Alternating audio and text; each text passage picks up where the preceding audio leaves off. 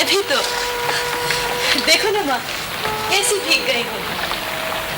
गई थी कि दक्षिण से उड़कर आती बकुल पंखियों को देखूंगी, और देखो सब वस्त्र भिगोए हूँ। सूखे वस्त्र कहाँ है माँ? इस तरह खड़ी रही तो जुड़ा जाऊंगी। तुमने पहले से ही निकाल के रख दिए। तुम्हें पता था मैं भीग जाऊंगी, किंतु मुझे भीगने का तनिक खेद नहीं। भीगती नहीं तो आज मैं वंचित रह जाती हूँ।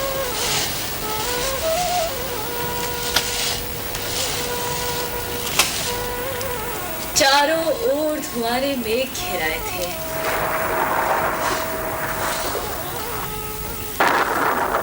मैं जानती थी वर्षा होगी,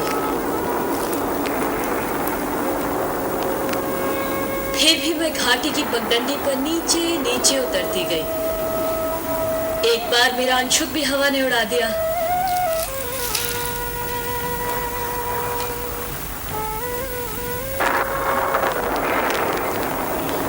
फिर बूंदें पड़ने लगी।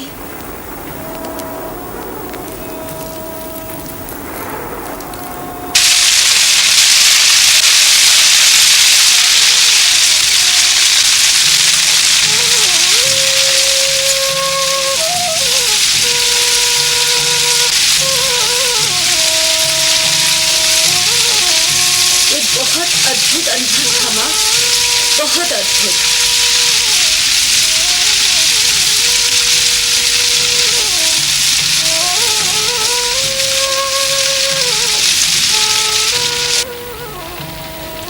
नील कमल की तरह कोमल और आर्द्र, वायु की तरह हल्का और स्वप्न की तरह चित्रमय। मैं चाहती थी उसे अपने में भर लूं और आंखें मूंद लूं।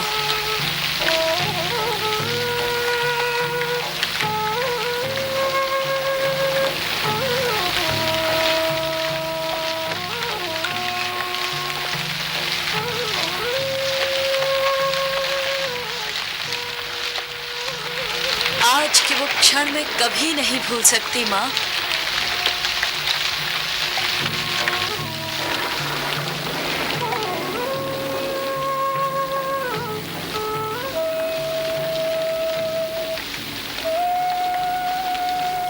कभी नहीं भूल सकती।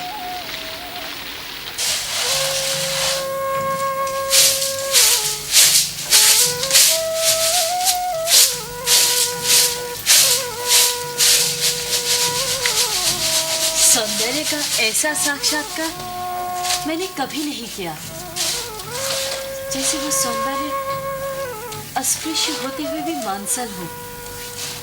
मैं उसे देख सकती थी, छू सकती थी, पी सकती थी। तभी मुझे अनुभव हुआ कि वो क्या है जो भावना को कविता का रूप देता है। मैं जीवन में पहली बार समझ पाई कि क्यों कोई पर्वत शिखरों को सहलाती मेघमालाओं में खो जाता है, क्यों किसी को अपने तन मन की अपेक्षा आकाश में बनते मिटते चित्रों का इतना मोह हो जाता है। क्या बात है माँ, इस तरह चुप क्यों हो? क्या बात करूं? कुछ भी कहो। मुझे डांटो कि भीग कर क्यों आई हूं, या कहो कि तुम थक गए हो इसीलिए शेष स्थान मैं फटक दूं, या कहो कि तुम घर में अकेली थी इसलिए तुम्हें अच्छा नहीं लग रहा था। मुझे सब अच्छा लगता, और मैं घर में तो अकेली कब होती? तुम्हारे यहाँ रहने पर अकेली नहीं होती। मैं तुम्हें काम नहीं करने दूंगी। मुझे बताओ तुम इतनी गंभीर क्यों हो?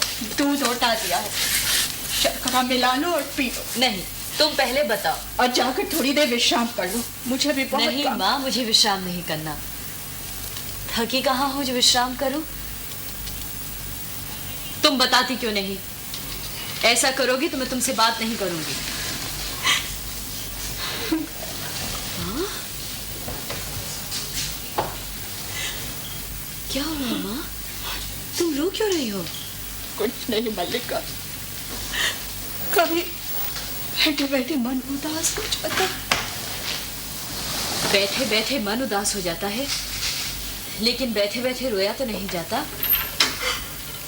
तुम्हें मेरी सौगंध है माँ, जो मुझे नहीं बताओ।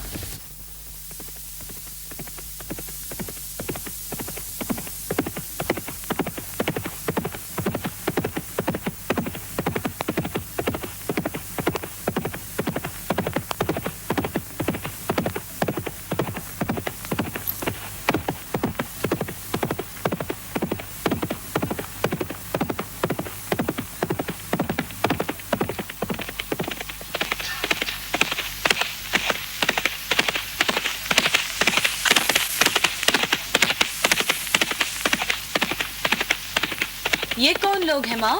संभवतः राज्य के कर्मचारी हैं। ये यहाँ क्या कर रहे हैं?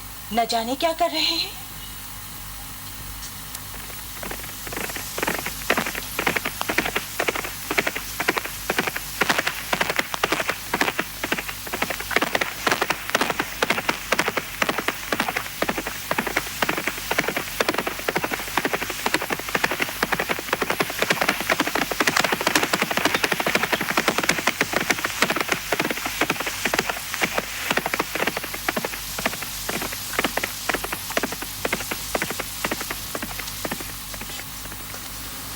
कभी वर्षों में ये आकृतियां यहाँ दिखाई देती हैं, और जब भी दिखाई देती है कोई ना कोई अनिष्ट होता है।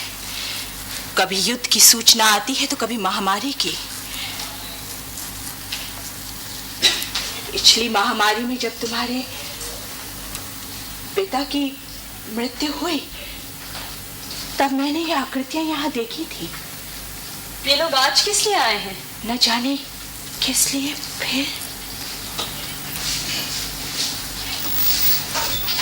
माँ, तुमने बात नहीं बताई।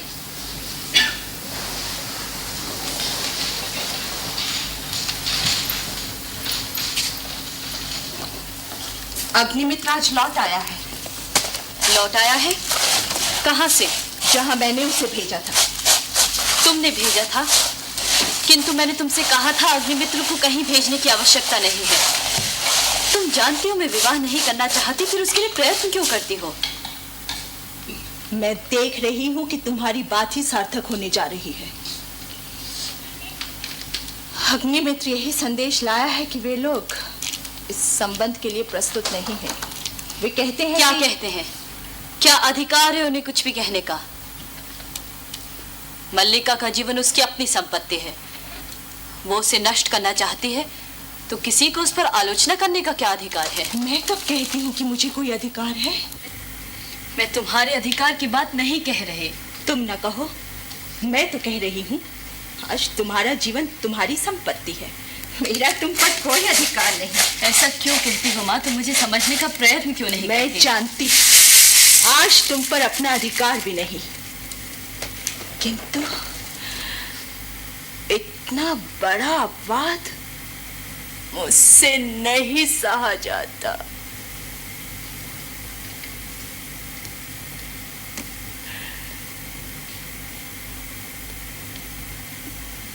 मैं जानती हूँ माँ, अपवाद होता है। तुम्हारे दुख को भी जानती हूँ। फिर भी मुझे अपराध का अनुभव नहीं होता। मैंने भावना में एक भावना का वर्ण किया है। मेरे लिए वो संबंध और सब संबंधों से बड़ा है। मैं वास्तव में अपनी भावना से प्रेम करती हूँ, जो पवित्र है, कोमल है, अनश्वर है। और मुझे ऐसी भावना से वितृष्णा होती है। पवित्र, कोमल, अनश्वर। हाँ। माँ, तुम मुझ पर विश्वास क्यों नहीं करती? तुम जिसे भावना कहती हो वो केवल आत्म प्रवंचना है। भावना में भावना का वर्णन किया है। हाँ। मैं पूछती हूँ, भावना में भावना का वर्णन क्या होता है? उससे जीवन की आवश्यकताएं किस तरह पूरी हो जाती हैं? जीवन की स्थूल आवश्यकताएं ही तो सब कुछ नहीं है माँ। और सच तो ये है कि ग्राम के अन्य व्यक्तियों की तरह तुम भी उन्हें संदेह वितृष्णा की दृष्टि से देखती हो। ग्राम के अन्य व्यक्तियों से उतना नहीं जानते जितना मैं जानती हूँ। मैं उससे घृणा करती हूँ। माँ, अन्य लोगों को उससे क्या प्रयोजन है, किंतु मुझे है। उसके प्रभाव से मेरा घर नष्ट हो रहा है। मल्लिका, देखो तो इस हरिण शावक को। डरो नहीं हरिण शावक, हम स्वस्थ हो जाएंगे। हम तुम्हारा उपचार करेंगे। ठहरो माँ, तुम चल क्यों दी? माँ का जीवन भावना नहीं, कर्म है। इसे घर में अभी बहुत कुछ करना है।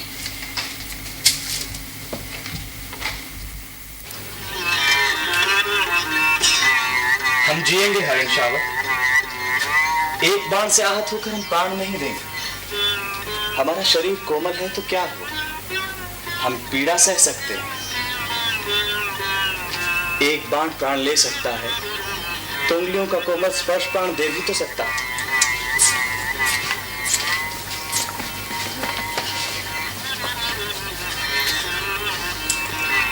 हम कोमल आस्तरण पर विश्राम करेंगे। हमारे अंगों पर घृत का लेप होगा। कल हम फिर वनस्थली घूमेंगे, कोमल दूर्वा खाएंगे ना? ये आहत हरिण शावक,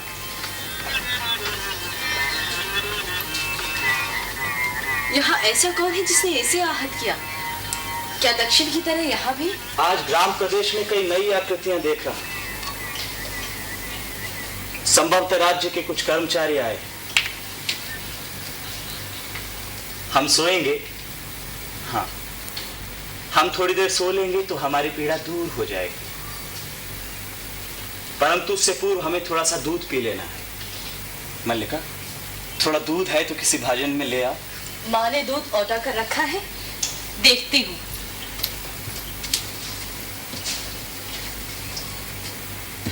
अभी अभी 2-3 राज कर्मचारियों को घोड़ों पर जाते हमने देखा है। माँ कहती हैं, जब भी ये लोग आते हैं कोई अनिष्ट होता है। माँ आज मुझसे बहुत रुष्ट हैं। हम पहले से सुखी है ना? हमारी पीड़ा धीरे धीरे दूर हो रही है। न जाने इसके रूई जैसे कोमल शरीर पर उससे बाण छोड़ते बना कैसे। ये कुलाच भरता मेरी गोद में आ गया।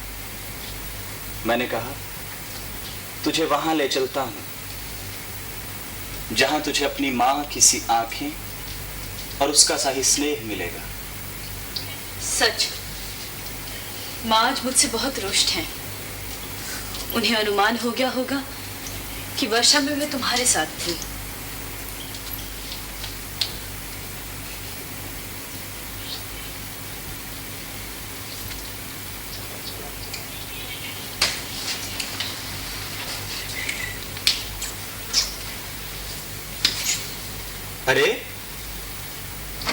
अरे हम दूध नहीं पिएंगे।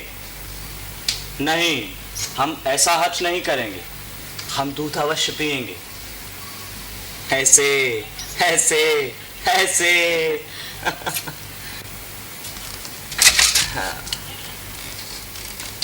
दूध पिलाकर इसके कोमल मांस को और कोमल किया जा रहा है। जहां तक मैं जानता हूं हम लोग परिचित नहीं हैं। तुम्हारा एक अपरिचित घर में आने का साहस कैसे हुआ? कैसी आकस्मिक बात है। ऐसा ही प्रश्न मैं तुमसे पूछना चाहता था। हमारा कभी का परिचय नहीं, फिर भी मेरे बाण से आहत हरिण को उठा ले आने में तुम्हें संकोच नहीं हुआ? ये तो कहो कि द्वार तक रक्त बिंदुओं के चिन्ह बने हैं। अन्यथा इस बादलों से घिरे दिन में मैं तुम्हारा अनुसरण कर पाता?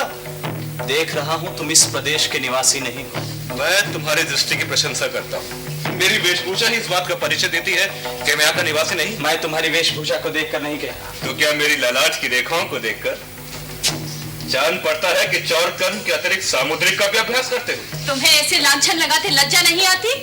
क्षमा चाहता हूँ देवी, परंतु ये हरिण शावक जिसे ये बाहों में ले आए हैं, ये मेरे बाण से आहत हुआ है। इसलिए इस समय ये मेरी संपत्ति है। मेरी संपत्ति मुझे लौटा दो। इस प्रदेश में हरिणों का आखेट नहीं होता राजपुरुष। तुम बाहर से आए, इसलिए इतना ही पर्याप्त है कि हम इसके लिए तुम्हें अपराधी न माने। राजपुरुष के अपराध और न्याय का निर्णय ग्रामवासी करेंगे। ग्रामीण युवक, अपराध और न्याय का शब्दार्थ भी जानते हो? शब्द और अर्थ राजपुरुषों की संपत्ति है, जानकर आश्चर्य हुआ। समझदार व्यक्ति जान पड़ते हो, फिर भी ये नहीं जानते कि राजपुरुषों के अधिकार बहुत दूर तक जाते हैं। मुझे देर हो रही है हरिण शावक। मुझे हरिण शावक इस पार्वत्य भूमि की संपत्ति है राजपुरुष। तुम ये सोचकर भूल कर रहे हो कि हम इसे तुम्हारे हाथ सौंप देंगे। मल्लिका, इसे यहाँ से ले जाकर किसी तल और आस्तरण हरिण शावकों के लिए नहीं है। तुम देख रही हो माँ? हाँ, देख रही हूँ, इसीलिए तो कह रही हूँ। तल और आस्तरण मनुष्यों के सोने के लिए हैं, पशुओं के लिए नहीं। रहने दो मल्लिका, इसके लिए मेरी बाहों का आस्तरण ही पर्याप्त होगा। मैं इसे घर ले जाऊंगा। और राजपुरुष दंतुल तुम्हें ले जाते देखता रहेगा। ये राजपुरुष की रुचि पर निर्भर करता है। राजपुरुष की रुचि अरुचि क्या होती है, संभवतः इसका परिचय तुम्हें देना आवश्यक होगा। संभवतः। ठहरो राजपुरुष, हरिण शावक के लिए हक मत करो। तुम्हारे लिए प्रश्न अधिकार का है, उनके लिए संवेदना का। कालिदास निशस्त्र होते हुए भी तुम्हारे शस्त्र की चिंता नहीं करेंगे। कालिदास? अब आपका अभिप्राय यह है कि मैं जिनसे हरिण शावक के लिए तर्क कर रहा था वो कवि कालिदास है? हाँ, किंतु तुम कैसे जानते हो कि कालिदास कवि है? उज्जैनी की राज्यसभा से संबद्ध प्रत्येक व्यक्ति ऋतु संहार के लेखक कवि कालिदास को जानता है।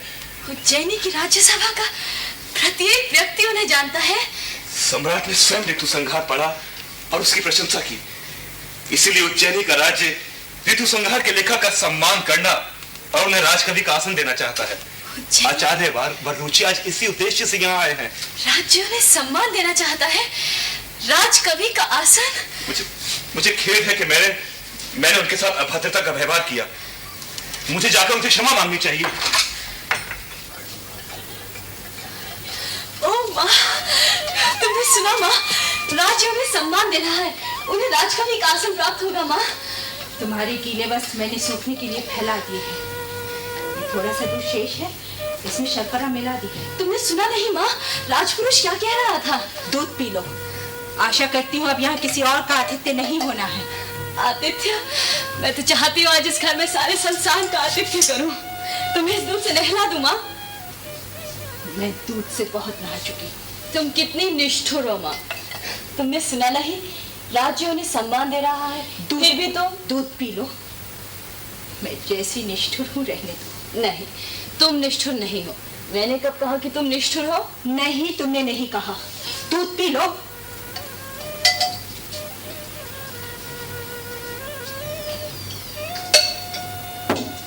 ओ माँ, तुम सोच सकती हो आज मैं कितनी प्रसन्न हूँ। मेरे पास कुछ भी सोचने की शक्ति नहीं है। अब उठ जाने दो, मुझे बहुत काम करना है। नहीं, उठो नहीं, इसी तरह बैठी रहो। राज्य उन्हें सम्मान दे रहा है माँ, उन्हें राजकवि का आसन प्राप्त होगा। उस व्यक्ति को जिसके उसके निकट के लोगों ने आज तक समझने का प्रयत्न ही नहीं किया, जिसे घर में और घर के बाहर केवल लांछना और प्रताड़ना ही मिली है। अब तो तुम विश्वास करती हो माँ कि मेरी भावना निराधार नहीं? मैं कह चुकी हूँ कि मेरी सोचने समझने की शक्ति जड़ हो चुकी है। क्यों माँ, क्यों तुम्हें इतना पूर्वाग्रह है? क्यों तुम उनके संबंध में उदारता पूर्वक नहीं सोच पाती? मेरी वो अवस्था बीत चुकी है जब यथार्थ से आंखें मूंद कर जिया जाता है। और तुम्हारी यथार्थ दृष्टि केवल दोष ही दोष देखती है। जहाँ दोष है वहाँ अवश्य दोष देखती है। उनमें तुम्हें क्या दोष दिखाई देता है? वो व्यक्ति आत्म केंद्रित है। संसार में अपने अतिरिक्त उसे और किसी से मोह नहीं। इसीलिए कि वो मातुल की गौएं नहाक कर बादलों में खो रहते हैं। मेरा मातुल और उसकी गौओं से कोई प्रयोजन नहीं है। मैं केवल अपने घर को देखकर कहती हूँ। बैठ जाओ माँ, मैं तुम्हारी बात समझना चाहती हूँ। मैं भी चाहती हूँ कि तुम आज समझ लो।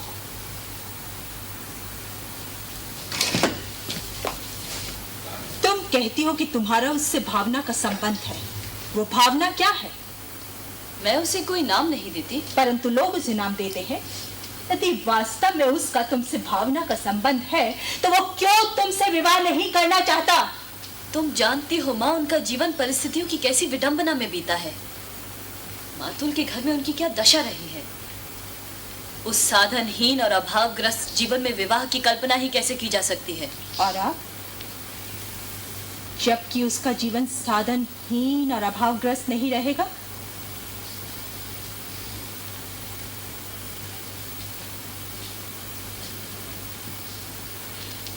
किसी संबंध से बचने के लिए अभाव जितना बड़ा कारण होता है, अभाव की पूर्ति उससे बड़ा कारण बन जाती है। ये तुम्हारी नहीं, विलोम की भाषा है।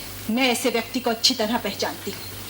तुम्हारे साथ उसका इतना ही संबंध है कि तुम एक उपादान हो जिसके आशय से वो अपने से प्रेम कर सकता है, परंतु तुम क्या सजीव व्यक्ति नहीं हो?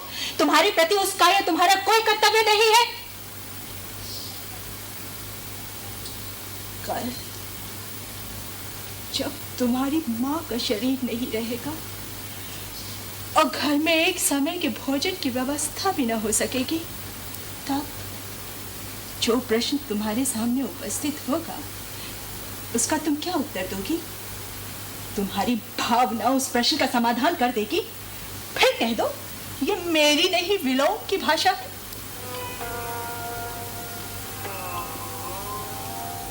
माँ, आज तक का जीवन जिस तरह बीता है आगे भी बीत जाएगा।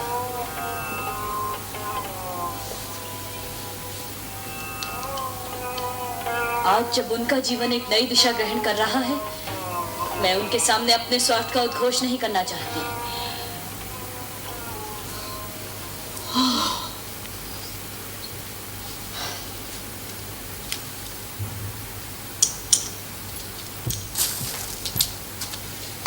अंबिका, अंबिका, अंबिका घर में हो कि नहीं? हो, घर में ही हो। मैं सारे ग्राम में घोषणा करने जा रहा हूँ, मेरा इस कालिदास नामधारी जीव से कोई संबंध नहीं। क्या हुआ आर्य मातुल? मैंने इसे पाला पोसा बड़ा किया, इस दिन के लिए कि इस तरह कुलद्रोही बने। किंतु उन्हें तो सुना है राज्य की ओर से सम्मानित किया जा रहा है। उज्जैनी से कोई बहुत बड़े आचार्य आए हैं। उज्जैनी से बहुत बड़े आचार्य आए। आप तो कह रहे हैं। मैं ठीक कह रहा हूँ। आचार्य कल ही इसे अपने साथ उज्जैनी ले जाना चाहते हैं। अंबिका, मैंने कहता था कि हमारे प्रपितामह के दौहित्र का एक पुत्र गुप्त राज्य की ओर से शकों से युद्ध कर चुका है। तुम अपने भागिने की बात कर रहे थे? उसी की बात कर रहा हूँ अंबिका। तुम समझो एक तरह से ये हमारे वंश का सम्मान किया जा रहा है, और ये वंशावतंश कहते हैं मुझे ये सम्मान नहीं चाहिए। मैं राजकीय मुद्राओं से कृत होने के लिए नहीं। वे राजकीय सम्मान स्वीकार नहीं करना चाहते? समझ में नहीं आता इसमें क्रय विक्रय की क्या बात है। सम्मान मिलता है, ग्रहण करो। नहीं, कविता का मूल्य ही क्या है? कविता का कुछ मूल्य है आर्य मातुल, तभी तो सम्मान का भी मूल्य है। मैं समझती हूँ उनके हृदय में ये सम्मान कहाँ चुभता है। मैं तुम्हें विश्वास दिलाती हूँ मातुल कि वो उज्जैनी अवश्य जाएगा। अवश्य जाएगा। वे लोग इसके अनुचर हैं जो अभिस्तुति करके ले जाएंगे। सम्मान प्राप्त होने पर सम्मान के प्रति प्रकट की गई उदासीनता व्यक्ति के महत्व को और भी बढ़ा देती है। तुम्हें तो प्रसन्न होना चाहिए मातुल कि तुम्हारा भागिने लोक नीति में भी निपुण है। यह लोक नीति तो मैं कहूंगा लोकनीति और मूर्ख नीति दोनों का एक ही अर्थ। तुम सोचो, जो व्यक्ति कुछ देता है, धन हो या सम्मान हो, वो अपना मन बदल भी तो सकता है, और मन बदल गया तो बदल गया। अंबिका, सोचो, सम्राट रुष्ट भी तो हो सकते हैं। एक साधारण से कवि ने उनका सम्मान स्वीकार नहीं किया।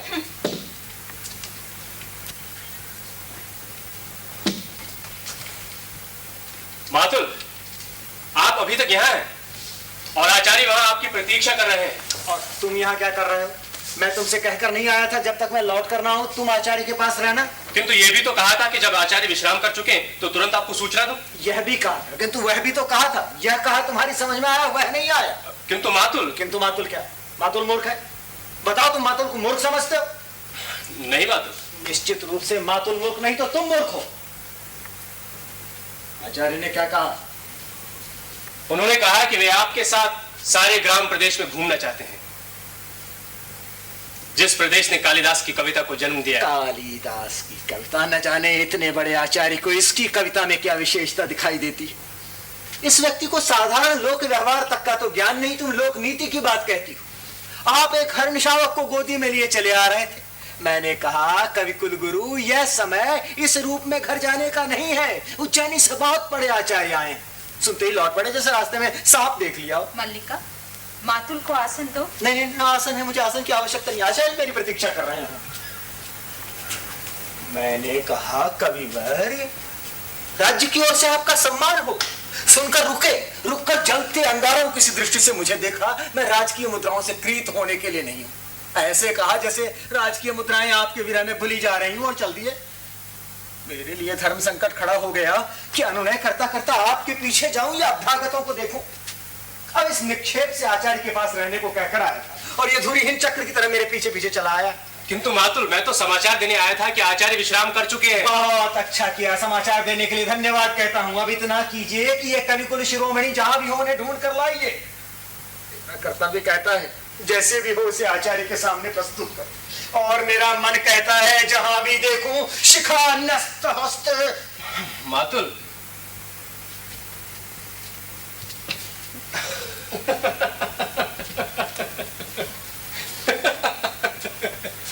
मातुल का तीसरा नेत्र हर समय खुला रहता है।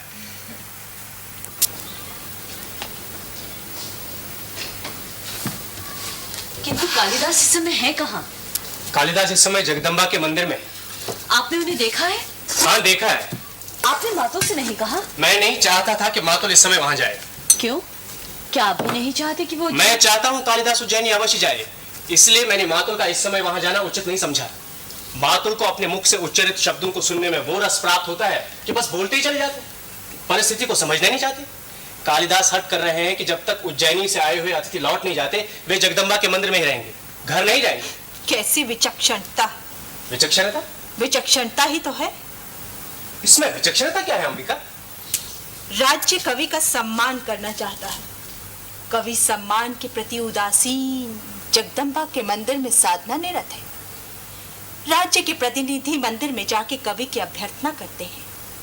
कवि धीरे धीरे आंखें खोलता है। इतना बड़ा नाटक खेलना विचक्षणता नहीं है। कालिदास नाटक नहीं खेल रहे हैं अंबिका। मुझे विश्वास है कि उन्हें राज्य की सम्मान का मोह नहीं है। नहीं है? हाँ।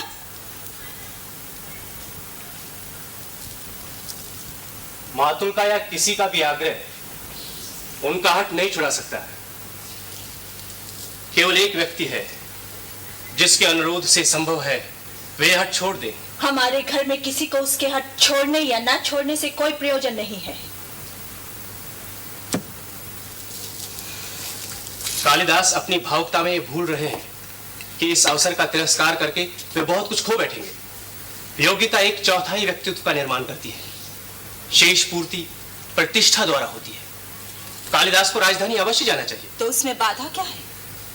मैंने अनुभव किया है कि उनके हट के मूल में कहीं गहरी कटुता की रेखा है। मैं जानती हूँ वो कटुता की रेखा कहाँ है।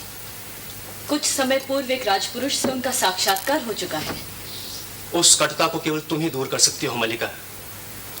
अवसर किसी की प्रतीक्षा नहीं करता। कालिदास उज्जैनी नहीं जाएंगे तो राजकवि का आसन रिक्त नहीं रहेगा। लेकिन कालिदास जो आज हैं जीवन भर वही रहेंगे, केवल एक स्थानीय कवि। नहीं, उन्हें इस सम्मान का तिरस्कार नहीं करना चाहिए। ये सम्मान उनके व्यक्तित्व का है। चलिए आर्य निक्षेप, मैं आपके साथ जगदम्बा के मंदिर चलती हूँ। मल्लिका, माँ, मुझे बाहर की व्यक्ति के सामने कहना होगा कि मैं इस समय तुम्हारे वहां जाने के पक्ष में नहीं हूं। निक्षेप बाहर का व्यक्ति नहीं है अंबिका। ये एक महत्वपूर्ण क्षण है माँ। मुझे इस समय अवश्य जाना चाहिए। चलिए आर्य निक्षेप।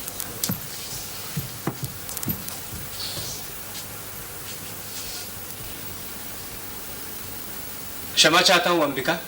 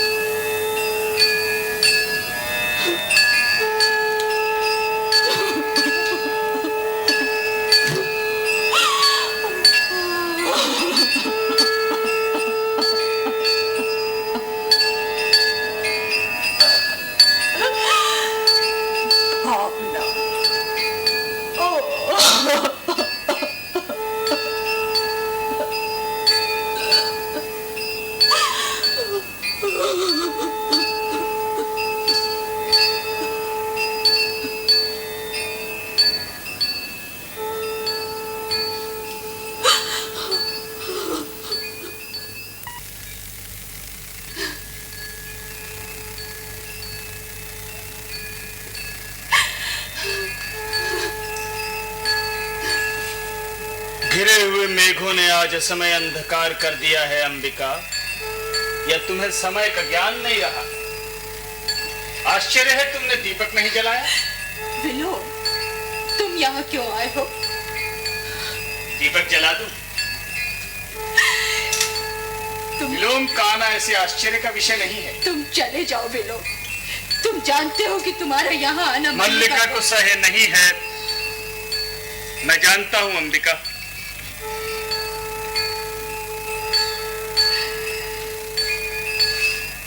मल्लिका नहीं चाहती कि मैं यहाँ आऊं, क्योंकि कालिदास नहीं चाहता।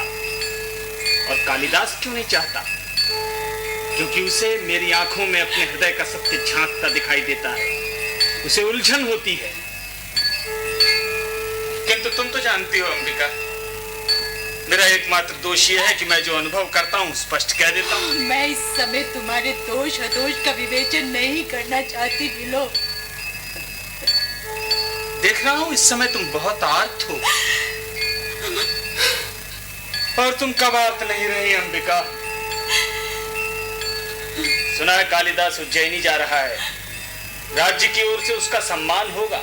मैं नहीं जानती। मैं समझता हूं उसके जाने के पूर्व ही उसका और मल्लिका का परिणय हो जाना चाहिए। अन्यथा इस विषय में तुमने कुछ सोचा तो होगा। मैं इस समय कुछ भी सोचना नहीं चाहती। तुम मल्लिका की माँ इस विषय में कुछ सोचना नहीं चाहती? आश्चर्य। मैंने तुमसे कहा है विलो, तुम चले जाओ। कालिदास उज्जैनी चला जाएगा और मल्लिका, जिसका नाम उसके कारण सारे प्रांतर में अपवाद का विषय बना है, पीछे यहाँ पड़ी रहेगी। क्यों? तुमने इतने वर्ष ये सब पीड़ा कैसी दिन के लिए सही है? तिल तिल करके अपने को गलाया है। मल्लिका को किसी अभाव का अनुभव न हो। और आज जबकि उसके लिए जीवन भर के अभाव का प्रश्न सामने है, तुम कुछ सोचना नहीं चाहते? तुम ये सब कुछ कहकर मेरे दुख को कम नहीं कर रहे हो विलो।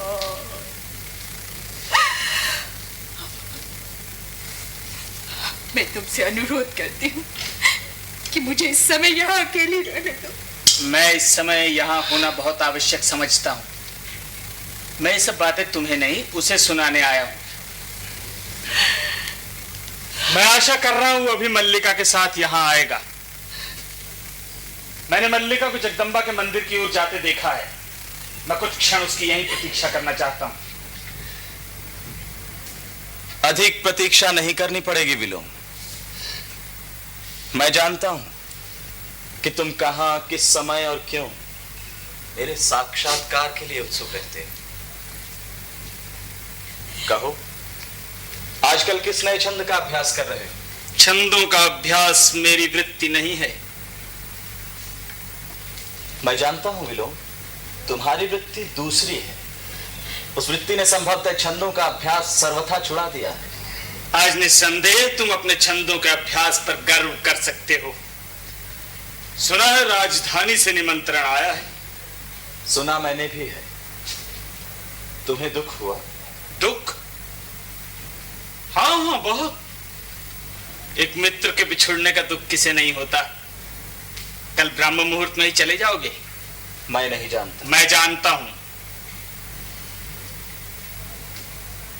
राजधानी के वैभव में जाकर ग्राम प्रांतर को भूल तो नहीं जाओगे? सुना है वहां जाकर व्यक्ति बहुत व्यस्त हो जाता है। वहां के जीवन में कई तरह के आकर्षण हैं। रंगशालाएं, मदिरालय, अन्यान्य विलास भूमियां। आर्य विलोम, ये समय और स्थान इन बातों के लिए नहीं है। मैं आपको इस समय यहाँ देखने की आशा नहीं कर रही थी।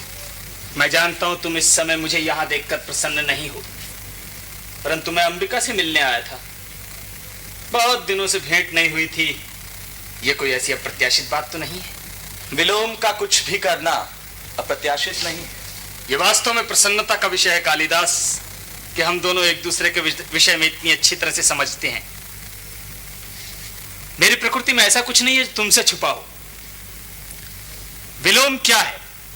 एक असफल कालिदास और कालिदास एक सफल विलोम। हम कहीं एक दूसरे के बहुत निकट पड़ते हैं। निसंदेह सभी विपरीत एक दूसरे के बहुत निकट पड़ते हैं। अच्छा है तुम इस सत्य को स्वीकार करते हो। मैं उस निकटता के आधार पर तुमसे एक प्रश्न पूछ सकता हूं। संभवतः फिर कभी यह प्रश्न पूछने का अवसर ही प्राप्त न हो। एक दिन का व्यवधान तुम्हें हमसे बहुत दूर कर देगा ना। वर्षों का व्यवधान भी विपरीत को विपरीत से दूर नहीं करता विलोम। मैं तुम्हारा प्रश्न सुनने के लिए उत्सुक हूं।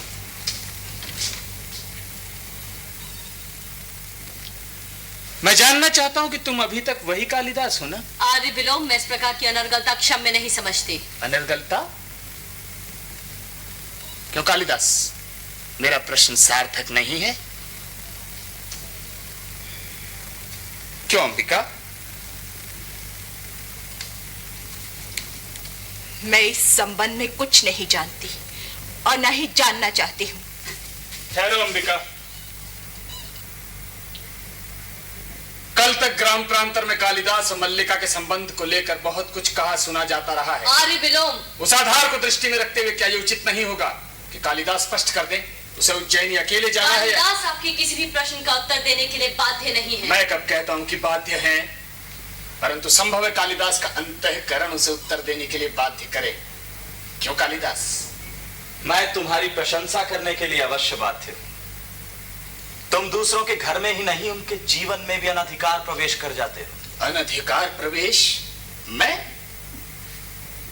क्यों अंबिका, तुम्हें कालिदास की यह बात कहां तक संगत प्रतीत होती है? मैं कह चुकी हूँ कि मुझे इस संबंध में कुछ नहीं कहना है। बस चली दी।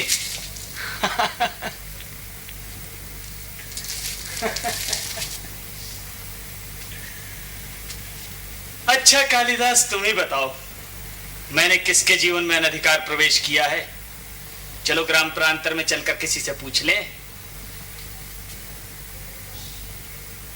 तो तुम अपने अंतःकरण से भी मेरे प्रश्न का उत्तर देने के लिए बाध्य नहीं हो। संभवतः प्रश्न ही ऐसा है। तुम कुछ भी अनुमान लगाने के लिए स्वतंत्र हो विलोम। मैं इतना ही जानता हूं कि मुझे ग्राम प्रांतर छोड़कर उज्जैनी जाने का तनिक भी मोह नहीं है। निस्संदेह तुम्हें वैसा मोह क्यों होगा? साधारण व्यक्ति को ही हो सकता है, तुम्हें क्यों होगा? परंतु यदि ऐसा हो, एक क्षण के लिए मान लिया जाए कि तुम उज्जैनी जाने का निश्चय कर लो, तो स्थिति में क्या उचित नहीं रहेगा? आप अपनी सीमा से बाहर जाकर बात कर रहे हैं आर्य विलोम। मैं बालिका नहीं हूं, अपना शुभ अशुभ सब समझती हूं। आप संभवतः यह अनुभव नहीं कर रहे कि आप इस समय यहाँ एक अनचाहे अतिथि के रूप में उपस्थित हैं। ये अनुभव करने की मैंने आवश्यकता नहीं समझी।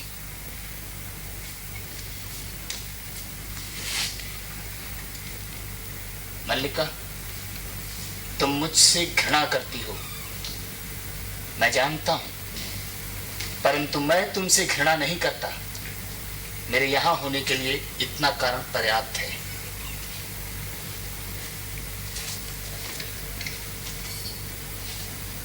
और एक बात कालिदास से भी करना चाहता था। मल्लिका, तुम कालिदास के बहुत निकट हो, परंतु मैं कालिदास को तुमसे अधिक जानता हूं। अच्छा कालिदास, तुम्हारी उज्जैनी यात्रा शुभ हो। तुम जानते हो विलोम तुम्हारा भी हित चिंतक है। ये मुझसे अधिक और कौन जान सकता है?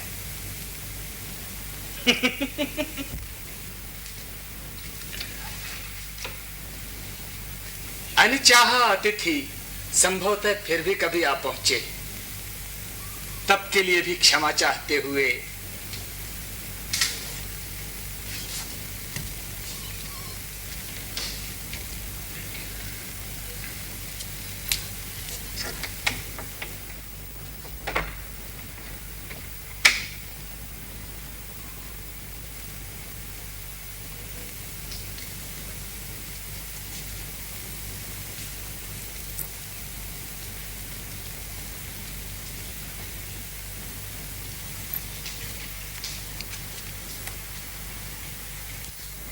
फिर उदास हो गए? देखो, तुम मुझे वचन दे चुके हो।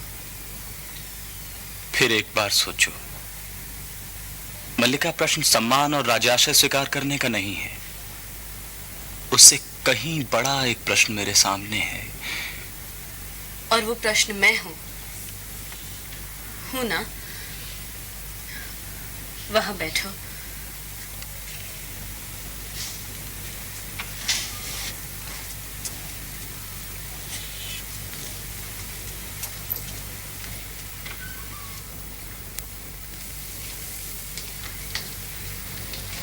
तुम समझते हो तुम इस अवसर को ठुकरा कर यहाँ रह जाओगे तो मुझे सुख होगा? मैं जानती हूँ तुम्हारे चले जाने पर मेरे अंतर को एक रिक्तता सी छालेगी।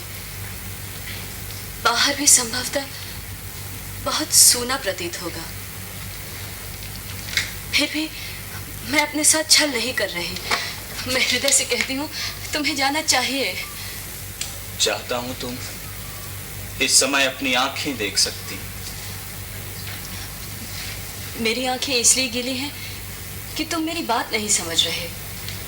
यहाँ ग्राम प्रांतर में रहकर तुम्हारी प्रतिभा को विकसित होने का अवसर कहाँ मिलेगा? विश्वास करते हो ना कि मैं तुम्हें जानती हूँ।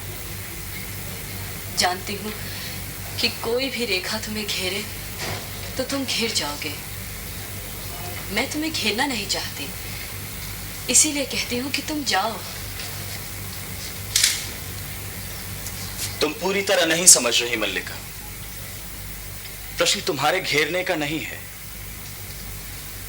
मैं अनुभव करता हूं कि ये ग्राम प्रांतर मेरी वास्तविक भूमि है।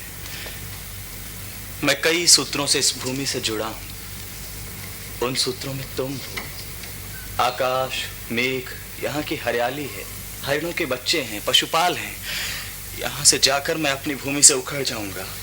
ये क्यों नहीं सोचते कि नई भूमि तुम्हें यहाँ से अधिक संपन्न और उर्वरा मिलेगी? इस भूमि से तुम जो कुछ ग्रहण कर सकते थे कर चुके हो। आज तुम्हें नई भूमि की आवश्यकता है जो तुम्हारे व्यक्तित्व को अधिक पूर्ण बना सके। नई भूमि सुखा भी तो सकती है। कोई भूमि ऐसी नहीं जिसके अंतर में कोमलता न हो। तुम्हारी प्रतिभा उस कोमलता का स्पर्श अवश्य पालेगी। और उस जीवन की अपनी अपेक्षाएं भी होंगी। ये क्यों आवश्यक है कि तुम उन अपेक्षाओं का पालन करो? तुम दूसरों के लिए नई अपेक्षाओं की सृष्टि कर सकते हो। फिर भी कई कई आशंकाएं उठती हैं। मुझे हृदय में उत्साह का अनुभव नहीं होता मल्लिका।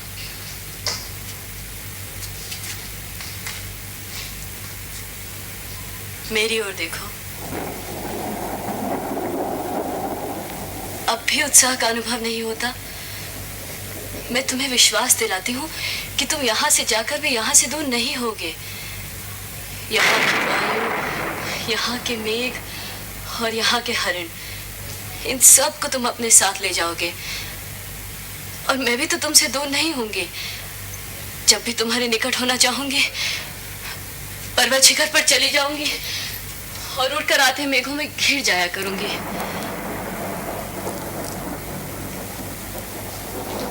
संभवतः फिर से वर्षा होगी।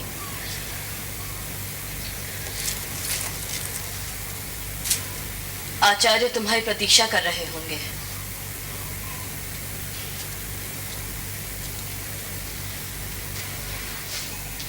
मुझे जाने के लिए कह रही हो? हाँ, देखना, तुम्हारे पीछे मैं बहुत प्रसन्न रहूंगी, बहुत घूमूंगी और हर संध्या जगदम्बा के मंदिर में जाकर सूर्यास्त देखा करूंगी। इसका अर्थ है तुमसे विदा लूं? नहीं, विदा तुम्हें नहीं दूंगी। जा रहे हो इसीलिए केवल प्रार्थना करूंगी कि तुम्हारा पथ प्रशस्त हो। जाओ।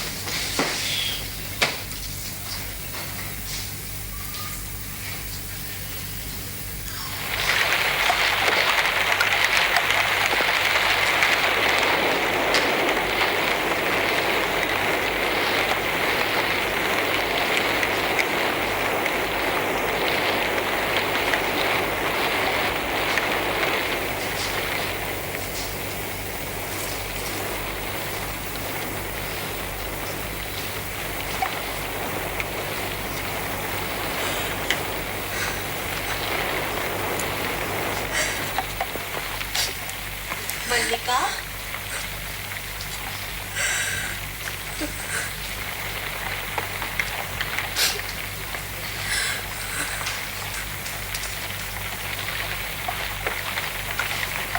तुम स्वस्थ नहीं हो मल्लिका। चलो, चलकर विश्राम करो। मुझे यही रहने दो माँ। देखो माँ, चारों ओर कितने गहरे मेघ घिराए हैं। कल ये मेघ उज्जैनी की ओर उड़ जाएंगे माँ। रो मत मेरी मामा को रो नहीं रही हूँ। मेरी आंखों से जो बरस रहा है ये दुख नहीं, ये सुख है माँ, सुख।